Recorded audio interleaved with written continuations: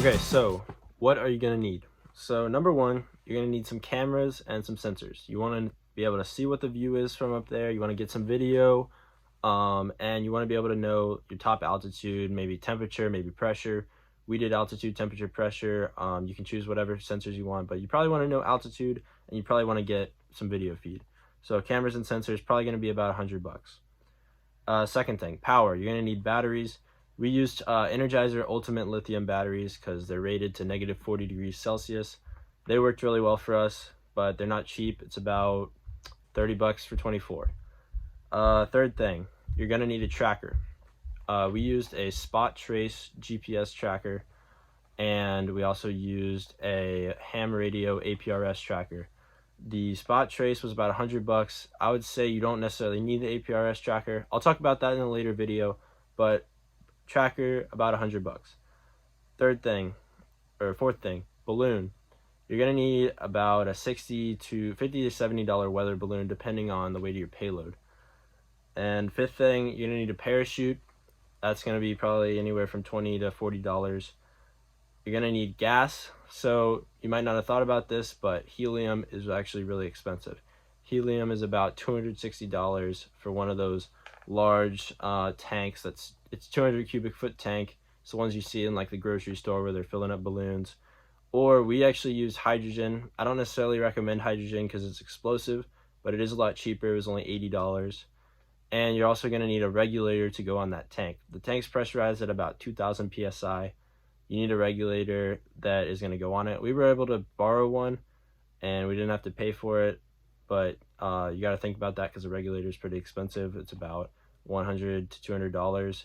The gas itself, $80 or $260, depending if you go hydrogen or helium. And then you're going to need some cardboard boxes to put your payload in, and some foam insulation so that your equipment doesn't get too cold or freeze up, because you don't want it to freeze up when it's up there. You don't want your trackers to stop working. You don't want your sensors to stop working or your cameras to stop working. So that's kind of what your overall equipment list is going to be. So the max you're probably going to spend, we spent $850. Max you might spend is $1,000, depending on if you went like super expensive cameras. It could be more than that. And the minimum you're going to get it down to is maybe like $500. It would be hard to go lower than $500. You'd have to build a lot of stuff on your own. Okay, so final thing in this kind of intro video is the rules and regulations for the United States laid out by the FAA. So the FAA rules on a high altitude balloon, you don't need a permit, you don't need a license or anything like that. All it has to be is the payload weight has to be less than 4 pounds, or if the payload fits inside of like a certain density, it can be up to 6 pounds. And the other regulation is that you have to have the cord or rope that you use to tie all the payload together has to be able to break under 50 pounds of force. There might be some other stuff state specific. That's how it was where I live.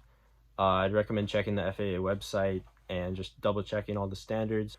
You also are going to want to call the Notice to Airmen hotline, which you can just Google their phone number, and that'll allow you to tell the FAA when you're going to launch your balloon. It's not required, but it is a courtesy. It makes it safer for pilots, makes it safer for you so that a plane probably wouldn't run into your balloon anyways, but you never know. So you just call up Notice to Airmen, let them know when you're launching the balloon.